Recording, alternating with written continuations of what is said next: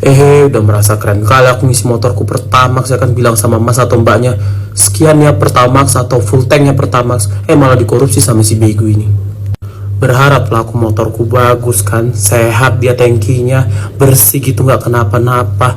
Berharap untung, aku malah buntung. Kemarin 271 triliun, sekarang 190 sekian triliun. Yang janjiannya orang ini korupsi bedanya sedikit gitu.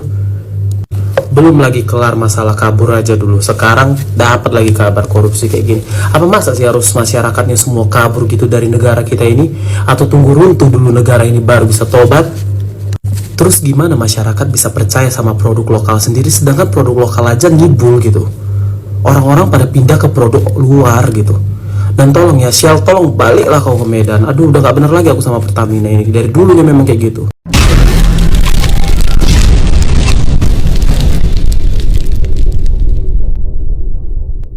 Masih ingat kan teman-teman, ada di ingatan kita kan, ketika Pak Prabowo mengumumkan terkait dengan program pemangkasan anggaran alias efisiensi anggaran. Ya, anggaran-anggaran yang tidak perlu pejabat-pejabat yang suka moncar-mancir kocak-kacir kemana-mana, jalan-jalan kemana-mana, dipotong habis supaya pejabat jangan banyak jalan-jalan tapi banyak kerja kan gitu ya.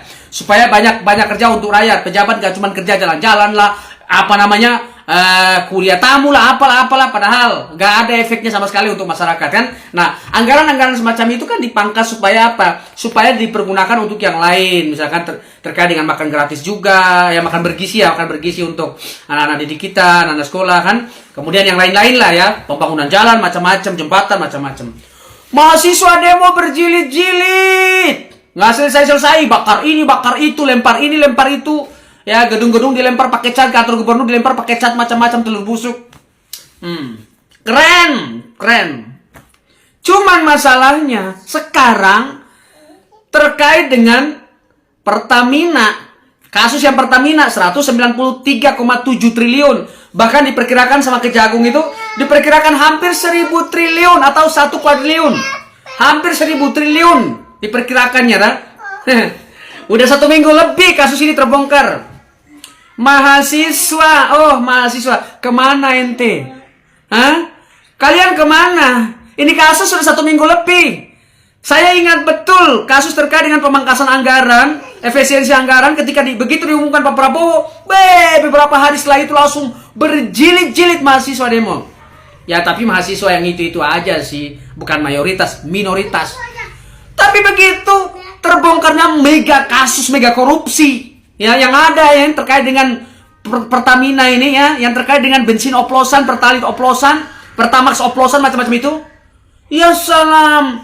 Mereka berjilid-jilid, tapi bukan berjilid-jilid demo, berjilid-jilid mundur, diam, tidur. Pemerintah melalui Parmen ESDM nomor 42 tahun 2018 memerintahkan Pertamina mencari pasokan minyak domestik sebelum merencanakan impor. KKS di sisi lain diminta untuk menawarkan minyak bagian produksi mereka ke Pertamina. Paling lambat 3 bulan sebelum pengajuan ekspor. Dalam penyidikan, Kejagung menemukan indikasi Pertamina enggan menyerap minyak bagian KKKS untuk melanggengkan impor yang bermasalah. Ini berpotensi merugikan negara sebesar 35 triliun rupiah. Angka itu diperoleh dari selisih harga ekspor dengan harga pembelian dalam negeri. Dikalikan volume ekspor plus biaya kemahalan. Dari mana asal-usul taksiran itu? Berdasarkan data BPS, ekspor minyak mentah tahun 2023 adalah 21,22 juta barel.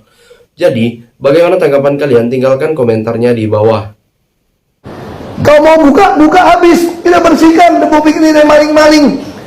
Siapa nih yang setuju sama kata-katanya Pak Ahok? Aku sih yakin ya, kalau masyarakat yang cerdas, yang waras, itu pasti setuju banget sama kata-katanya Pak Ahok ini. Bukan rahasia umum lagi kalau negeri kita itu memang tidak kekurangan orang pinter, tapi kekurangan orang yang jujur.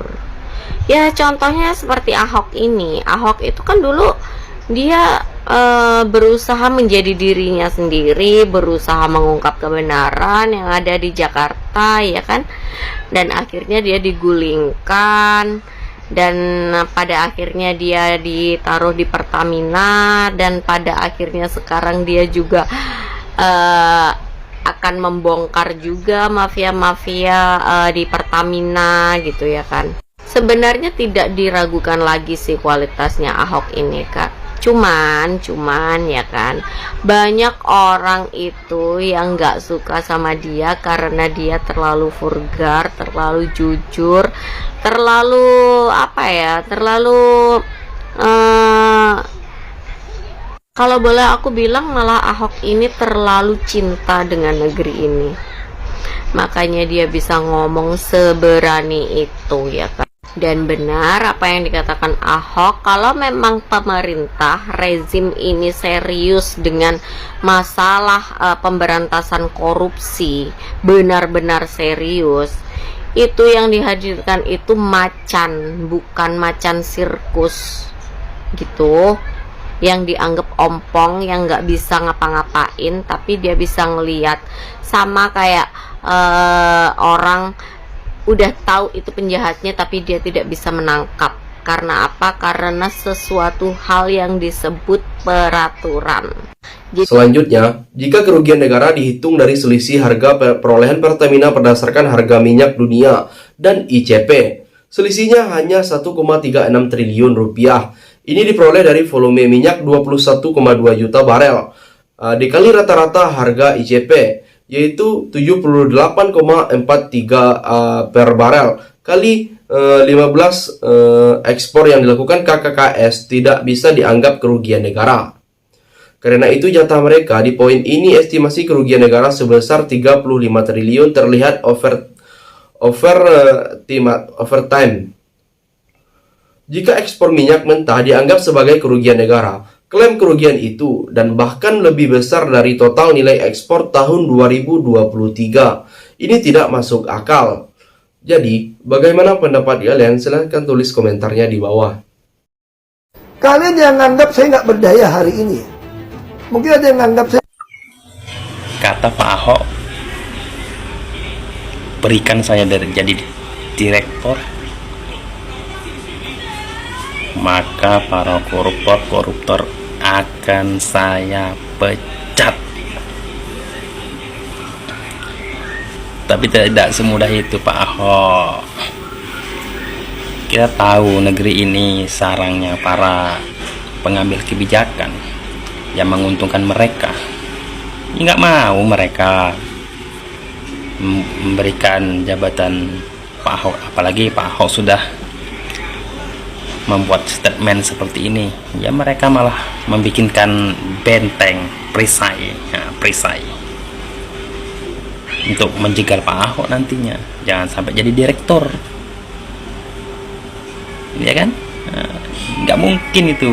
Tapi kalaupun terjadi, ini adalah satu tindakan yang sangat dibanggakan sebagai anak bangsa yang ingin memberantas korupsi di negeri ini, dan ada dukungan dari pemerintah. Itu sangat kita acungi, bukan hanya 2 jempol, 280 jempol juta ya, 280 juta jempol masyarakat Indonesia mendukung Pak Ahok jika memang diberikan jabatan direktur.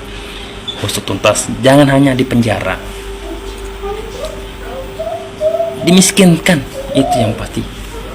Mereka itu semua orang takut miskin, takut nggak bisa beli beras, takut nggak bisa jalan-jalan, takut nggak bisa terbang ke sana, terbang ke sini, pamer ke sana, pamer ke sini. Yang terakhir, kerugian akibat impor minyak mentah melalui broker. Impor dilakukan karena produksi dalam negeri tidak mencukupi.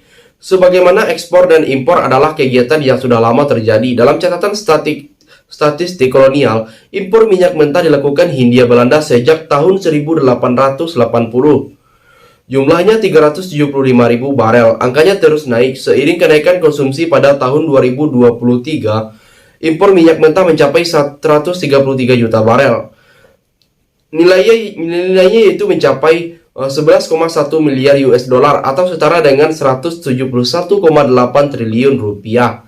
Hampir semua impor minyak mentah dilakukan Pertamina, hanya karena Pertamina yang punya kilang untuk mengolahnya. Di poin ini, Kejagung menyebut potensi kerugian sebesar 2,7 triliun rupiah.